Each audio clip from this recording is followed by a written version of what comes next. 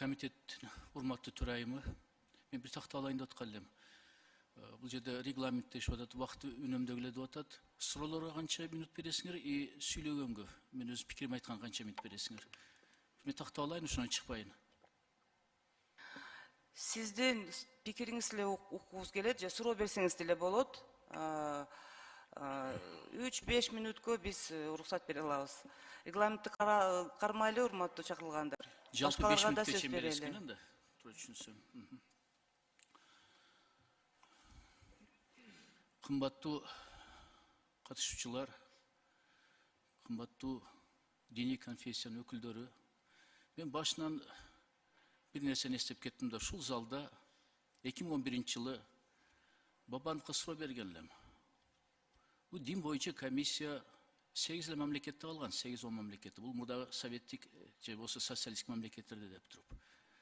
Бул эмне эле буну сактап атасыңар деп туруп. Бабанов комиссияны жокко чыгарган эле. Бирок бир жумадан кийин Атамбаев президент, при президенти бул комиссияны кайра жаратты. Ошон үчүн мен кайра азыр угатам, барыңарды. Мыйзамды карап атам, менде биринчи суроо пайда болуп атат. Бул диний комиссия бир эле ислам менен алектенеби, же башка диндер менен алектенеби? Мага мыйзам бир эле мусулмандарга тиешелиби, же башка конфессияларга тиешелиби? Ушунча сүйлөдү азыр депутаттар эместер, бүт суроолор ислам боюнча, мусулмандарга тиешелүү боюнча. Бул жерде мына башка батюшкалар отурат, мен билбегендер, могу жерде дан чиркөөлөр отурат. Кудай билет булар кимдер азыр. Ушу суроо жооп берип койсоңуз. Рахмат сурооңузга. Бул мыйзам жалпысынан бардык конфессияларга тиештүү. Жалпысынан бардык конфессияларга. И мыйзам талкууга 29 августтан 30 октябрга чейин, сентябрга чейин, то есть коомдук талкууда турду. Андан кийин биз бир топ, бир нече жолу бардык конфессиялардын өкүлдөрү менен жолуктук. Азыркы учурда дагы могу жерде бардык конфессиялардан представителдер отурат. И сиздин жообуңузга сурооңузга кыска жооп берсем, бардык конфессияларга тийиштүү мыйзам долбоору болуп саналат. Буларга бир да суроо берилбей атат, же булар өздөрү сүйлөп атат, ошо таң калып атырам да, бул мусулмандарга тиешелүү деп. Просто суроолор ошол мусулман багытында болгондугу үчүн бул жактан ошол көбүрөөк мусулман багыты талкууланып атат да. Негизги анда сүйлөп кетем, суроолорду берип кетем 5 мүнөт ичине. Так, 11:29. Прозелитизм боюнча. Кыргызстанга 2011-жылы Малайзиянын легендарлуу премьер-министри Махатхир Мохаммад келген. Ошондо айткан, 3 силерге сын пикир айтып кетейин деп. Биринчиден, сөз эркиндиги болгондон кийин сөздүн жоопкерчилиги да болуш керек деп. Өтө эле анархия кылып салыпсыңар дейт. Оозго келген сен баарын сүйлөй бересиң деген жарандарыңар деп. Экинчиси дейт, динден динге өткөнгө тыюу салыш керек дейт. Малайзияда кылмыш жаза кодексинде бар экен. Азыр мен мыйзамды окуп көрсөм, бул жерде жазылып атат. Башка динге барып алып туруп, мага өттөгөнгө тыюу салынат деп тур бул жерде мыйзамда. Бирок ушул жерде суроо менде туулуп атат. Кылмыш жаза кодексинде барбы ошол жоопкерчилик? Муну мал ички иштер министрлиги береби, жооп береби, кимиси билет, укук коргоо органдардан. Эгерде динден башка динге өткөрүп атса, же жөн эле жана эскертүү, төлөө, айып төлөө ошол эле чектелип атабы? Кылмыш жаза. Адилбек мырза, жооп бериңиз. Ички иштер министрлигинин биринчи орун басары, кылмыш жаза кодексинде андай жоопкерчилик жок. Бар ушундай кылмыш жаза кодексинде? Жок. Мына бул да айтып, муну киргизиш керек. Себеби демократияда ошондой. Кече мына Гөрнер Трамп президент болсо соттошуп атат. Мыйзамдар иштеп атат Америкада. Биз Америка эмес, башка өлкөлөрдү мисал катарына алып атпайбызбы? Муну азыр мал кийимге бул жерде тыюу салып коюпсуңар. Гашка, мына үймө кыдырга тыюу салыпсыңар. Бул Америкада жок. Эң өнүккөн демократия өлкөдө бул нерселер жок, мында тыюулар. Даже ислам динин асылган Францияда, Швейцарияда, Швецияда, Норвегияда мындай нерселер жок. Ал жакта просто мунаранын бийиктиги ушунча болсун. Анан никапчандар комуш жерде тыюу салынган. Бул башка христиандык мамлекеттер. Биз мусулман мамлекетпиз го. Эмне үчүн өзүбүздү сабашыбыз керек? Мен түшүнбөй атам да.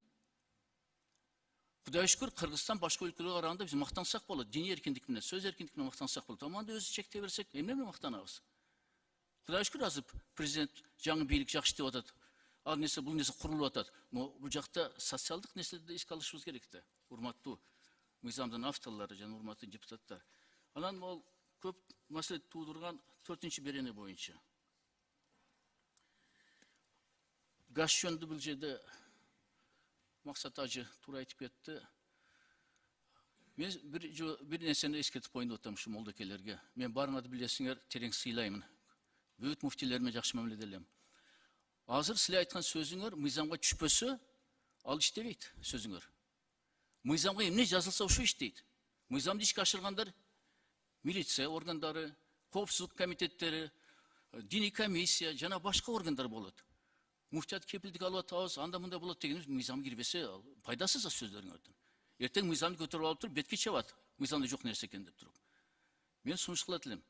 Бул мыйзамды урматтуу депутаттар, комитеттин урматтуу төрайымы, мүмкүн болсо бул мыйзамды кайра талкууга жөнөтүш керек. Жана коомдук сайтта илинип турду дейт. Кирбейт кыргыздар. Жогорку кеңештин электрондук дарегинде билишпейт. Мына канча мыйзам, кеч жакында бейөкмөт уюмдар жөнүндө мыйзамды өткөрүп бердиңер. Аллах сизден ыраазы болсун. Жана тыңчыларга тыюу салып койду, Кыргызстанга кирбесин деп туруп. Бул жерде болсо азыр андай эмес, башка жол менен талкуу жүрүптүр да. Биз канча жолу студенттерме менен жолугуштук, башкалар менен жолугуштук, жарандык коом менен. Бир конфессия менен жолуксаңар, булар өздөрүнүн ырын ырдайт. Силер өздөрүнүн ырыңдарды алсаңар, элчи. Мына азыр символ жөнүндө суроо берсе Азирети муфтийге. Бул боз үй жана жарым ай турат дейт, бул символубуз дейт. Бул муфтияттын символу, исламдын символу эмес бул. Исламдын символдору башка. Мына карап көргүлө. Биз мусулман өлкөбүздейбиз. Эми светский дегени менен мусулмандар 87% түзөт. Аптекалар баргыла, крест тартылып турат. Эмнеси мусулмандыкы бу? Тез жардам машиналарга карагыла, крест тартылып турат. Кана исламдын символдору. Мына мен канча сындасам да жөөттөрдө Израилде, бирок жакшы нерселерди еврейден алышыбыз керек экен. Акылдуу калк. Израилде бир да тез жардам машиналарды эгерде Давидтин жылдызы болсо жүргүзбөйт. Оңго чейин көтөрүп маселени уруксат алып туруп, бүгүн Израилде бүт тез жардам машиналарда жылдыз, Давидтин жылдызы. Крест да жок, жарым ай да жок аякта. Бул жерде мына мисалы ошол 4-чү беренеге келгенде нелер жөнүндө айтылыптыр. Аскер жөнүндө. Эгерде диний көз караштарына туура эмес келсе, анда кызмат кылбайт, альтернативдик кызмат кылат деп туруп. Бул 5-чи чакырылышта бир генерал депутаты өткөрүп салган эле баптисттерди бошотуп. Эмне үчүн алар армияга барбайт? Эмне үчүн Кыргызстандын кызыкчылыгын коргойт? Эмне үчүн биз алар үчүн өлүшүбүз керек? Эмне үчүн бул теңсиздик, адилетсиздик? Биякта отургандар алардын өкүлү. Мен түшүндүрөм, алар диний көз карашы боюнча кызмат кылса болбойт. Эмне үчүн мындай ыйык милдетте мекенди коргогондо булар четке чыгып алат? Ошол нерсени карашыбыз керек бул мыйзамда. Кыргызстандын жарандары бар тең укукта болуш керек. Анан 4-чү берененин 3-чү тарамында. Мамлекеттик органдарда, жергиликтүү өз алдынча башкаруу органдарында, мамлекеттик жана муниципалдык мекемелерде, ошондой эле Кыргыз Республикасы куралдуу күчтөрүнүн кошундарында, бөлүктөрүндө жана бөлүмдөрүндө динди, диний агымдарды жайылтууга жана пропагандалоого тыюу салынат, жол берилбейт дейт. Мына коргоо министрден барбы бир жарым? Жок экен, Мурда биз баарыбыз кызмат кылганбыз бул жерде орто жана улуумун. Эсиңерде бар, бир аскер бөлүктө зам полит болот эле. Командирдин политический тарбия берүүчү орун басары болот эле. Азыр жок андай нерсе. Эскиден мурдагы аскерлерде капеллан бар эле. Капеллан деп христиан өлкөлөрдө айтат, бизде болсо бир бөлүк аскер бөлүктө өзүнүн молдосу бар эле. Тарбия иштери ким жүргүзөт? Ошон үчүн аскердин качып аткандар көп, өзүн өлтүрүп алгандар көп, дедовщинаны жеңе албай атабыз. Бул жерде тыюу салып коюпсуңар. Тескерисинче уруксат бериш керек. Тарбия иштери жүргүзсүн болду. Ким жүргүзөт? Командир иши башка. Замполит деген нерсе жок. Капеллан деген кызмат, Американ базасын кеше жаптырдык. Менде Кудай шүкүр салым көп. Барсак аякта капеллан деген кызматы бар экен. Аскер бөлүктүн ичинде 3 динге уруксат берилиптир. Католиктерге, протестанттарга и мусулмандарга. Биз айтып атпайбызбы, эгерде мисал алсак, алдыңкы демократия өлкөлөрдө мисал алайлы. Каякта монда ислам дини менен күрөшкөн же башка дин менен күрөшкөн мамлекеттерден албай. Elhamdülillah bize Müslümanlar köpçülük. No öz tıyganız tura emes kelip atat bu жерде. Ana mына ак үйдө отурабыз. Кудайга шүкүр. Буга да себепчи болуп 2011-жылы бул жерде мечит ачтык. Мечит бул уруксат менен, фатва менен мечит ачылган бу жерде. Бир эмес эки. Ак үйдөн кийин көк үйдө аз көп минчиликте бар. Азмал 4-чү беренин 6-чы тарамынын 3-чү тарамчысы негизинде жабылабы алар. Анткени аякта кутба окулат. Диний пропаганда кошулуп кетет ал. Бул маселеге кантип жооп бересиңер? Урматтуу мыйзамдын авторлору. Мен түшүндүрөм, силерге мен тишкен 5 минут мен карап атам саатымды. Жооп бересиңерби, Азамат Маматович? Бизде дагы суроолор бар эле. Жооп бересиңерби, Азамат Маматович? Намазканалар боюнча жооп берип коеюн. Намазканалар эч качан жабылбайт. Намазкана буга чейин айтылып өттү. Бул жерде каттоого да алынбайт. Мамлекеттик органдарда, башка ак үй, көк үй сиз айткандарда азыркы учурда эле намазканалар бар. Буларга жөн гана ошол кишилер, ошол жерде иштеген кишилер кирет, намазын окуйт, болду чыгып кетет. Ал жерде жүр, сен даватка жүр, ал жерде жанагы диний билим алуу, билим берүү сабакта өткөрүлбөйт. Жөн гана сыйынуучу бөлмө. Бул жерде намаз окулат, чыгып кетилет, болду. Жума намаздарчы, кутбалар. Токтобойбу? Эгерде ошол жума намазга сыйымдуулугу боюнча, көлөмү боюнча башка бир нормаларына дал келсе, жума намаз окула турган болот. Мейли, бул жерде эми диний саясий оппоненттер отурат, алар гыжырына тийбейин. Мейли буларды өздөрүнчө деймин деп атат. Аларга да убакытты үнөмдөп берейин. Мен бир эле каалоом бар. Мен буларды баарын өзүм кайрылымда жасайм. Бүгүн силерден кийин биз жолугабыз өзүнчө ушул маселени талкуулап аткандар. Ушул мыйзамды долбооруну жогорку кеңешке киргизип атканда жазылып калыптыр. Кабинет министринин төрагасы Акылбек Үсенбек Жапаровдун макулдугу менен биз артка кайтарып, кайра ушул мыйзамды оңдоп киргизип атабыз деп. Азыр кабинет министринин төрагасы алмашты.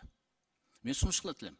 Бул жерде молдокелерге каршы болбой туруп, өткөндө уктум мен парламентте депутаттар Нурбаев мына инем айтып атты эле, шашпасак деп туруп. Бул шаша турган мыйзам эмес. Ушул жалгыз манда жакшы нерсе өзүн жоготуп албайлы, анан коомдо абалды курчутуп албайлы. Жаңы кабинет министри бар. Анда өзүнүн саясаты бар. Туурабы?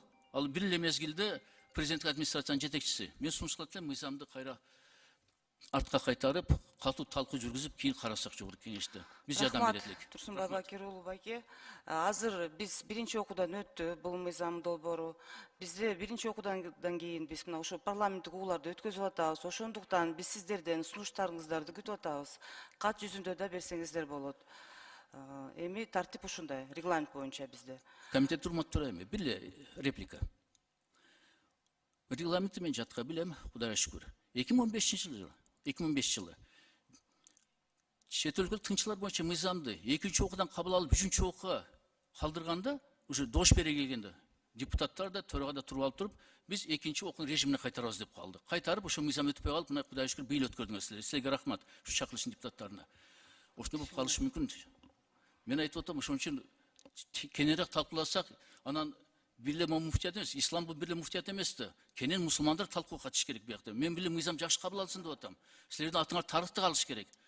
Анан кийин эле репрессия катарында атыңар калып калса, өзүңөр ыңгайсыз абалда калып каласыңар. Ошол каалоом.